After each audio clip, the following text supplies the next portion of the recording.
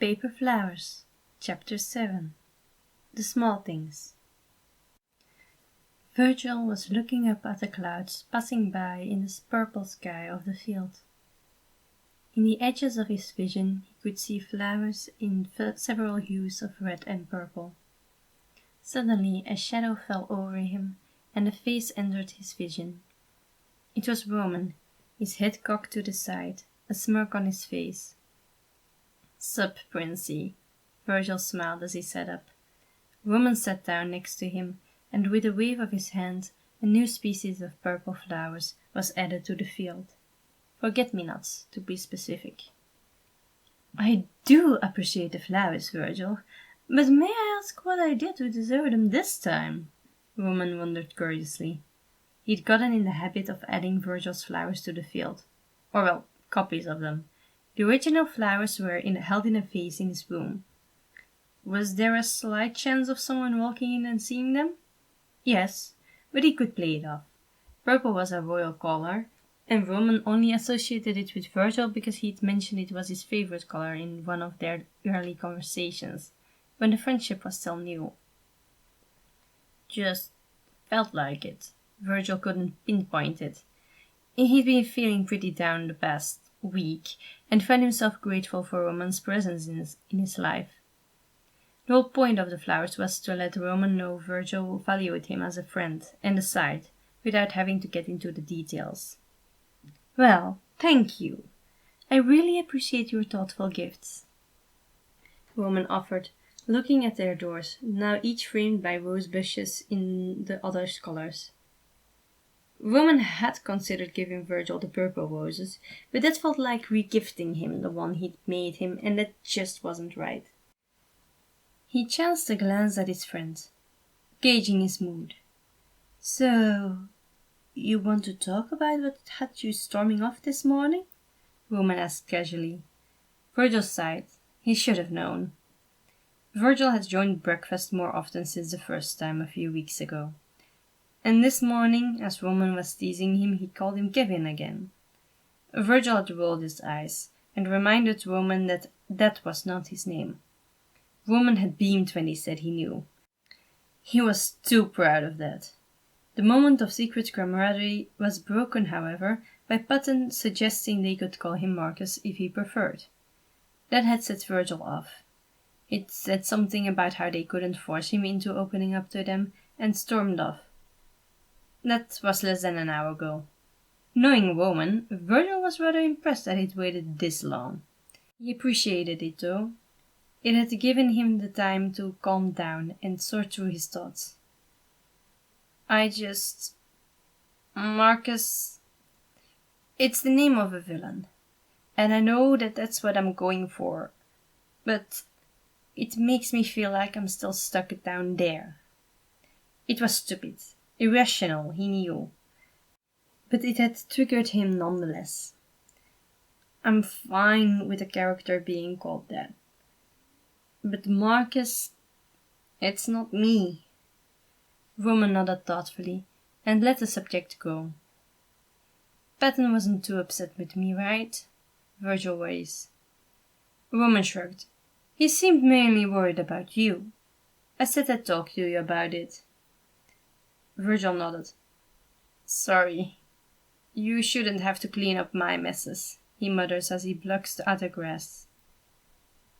"Nonsense! Cleaning up each other's messes is half our dynamic. Sometimes you cover for me, and sometimes the other way around. You have the harder job. I get to play my overzealous prince card. You have to play the bad guy." Virgil took a deep breath and nodded. "Yeah, you're right. I know you are. Thanks." Roman waved him off. "My pleasure. Oh, about the next vine." While Roman and Virgil discussed whether they should make another video about the rivalry or another Dark Lord's Least Hated Things episode, those were very well received. Patton was pacing in the living room. He hadn't even noticed Logan standing in the doorway, contemplating whether he should offer assistance. This was most likely an emotional-driven issue, and that was not his area of expertise. Then again, the one having the issue was the one he'd not usually alert in such occasions. Who knows, a voice of reason might be the solution. Patton, what is troubling you? Patton jumped a little at the unexpected voice. Oh, Logan! Didn't see you there, bud. He smiled tensely, trying to hide his turmoil. Logan wasn't fooled, though. Understandable. You were clearly preoccupied. Is there any way I could assist you? For a second, Patton considered playing it off. He didn't want to put his worries on Logan. But if Logan noticed and found it necessary to comment on his mood, then it was probably best to come clean. And who knows? Logan was very smart. Maybe he'd help him figure this mess out. He let out a long sigh and let himself pretty much fall into one of the chairs. I messed up, Logan. Like, in a bad way. Logan took a seat. If this is about anxiety's outburst this morning, may I remind you he's had similar, if not worse, fits in the past? Patton nodded. It was true, but there were so many layers to this time. He decided to start with the one that stung the least, though it was also the one he most dreaded to admit. Why was he fine when Roman did it, though? He asked. Logan frowned and thought about it. Roman calls anxiety nicknames all the time. You don't. He might have taken your comment more seriously because of that. Patton's eyes widened. He had been trying to explain how things worked on their side of the mind to anxiety ever since he decided to try tough love. And thinking back, maybe his phrasing had made anxiety think that Patton was pushing him to pick a name for them to call him. We could call him Marcus if you prefer. Patton groaned. How was he going to fix that? No wonder anxiety preferred his fights with Roman over Patton's attempts at friendship. I am sorry. Did I make it worse? Logan wondered uncomfortably. No. I don't feel better, but I'm less confused. So you are doing great, actually. Patton smiled tensely. There was another much more complicated issue he needed to talk about. Is there something else I can help with then? Logan offered, hoping to make Patton actually feel better. It was the least he could do after all the effort Patton regularly put in trying to make everyone comfortable, even if it wasn't always successful. Patton let out a long breath. You remember when anxiety told us he could sometimes hear us in our rooms? Logan nodded. He had attempted to approach the subject again, but anxiety had made it clear that he would not answer his question under any circumstances. A source of mild frustration, but Logan assumed that anxiety had his reasons to deny him this research. Anxiety was usually rather open to learning how things worked if it might affect him or Thomas. Afterwards, Patton continued, pulling Logan back to the present. We talked, and he gave me a chance to open up to him, to prove that I was genuine in trying to be his friend. And I hesitated. I second-guessed, and he looked so hurt, and I didn't know what to do, and I let him leave. Patton confessed. Just saying it out loud helped him feel a little better already. It had taken him by surprise, the brief look of rejection and hurt on Anxiety's face before he went back to his usual detached, sarcastic self. For a second he had proved that there was more to anxiety than met the eye. Sadly, that was right after he messed up a chance to bring it out. Logan processed that for a minute. Patton, anxiety is hard to predict. But just because you've had a small setback doesn't mean there won't be any opportunities in the future. Something made him try and reach out that time. So it could happen again, he offered. It was the most he could do.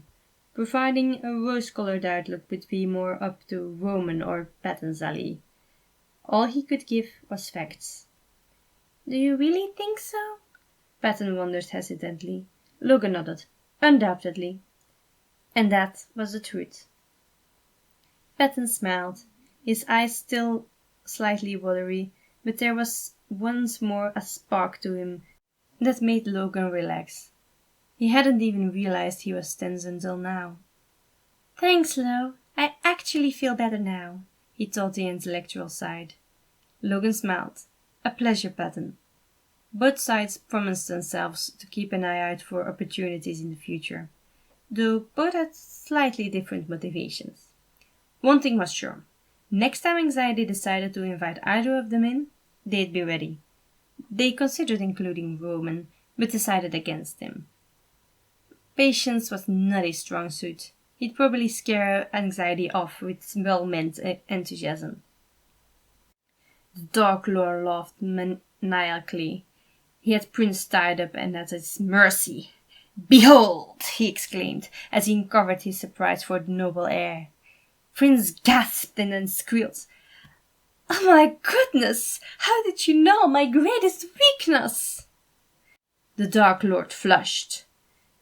"You said something about it in our first fight." Prince gasped, clearly moved.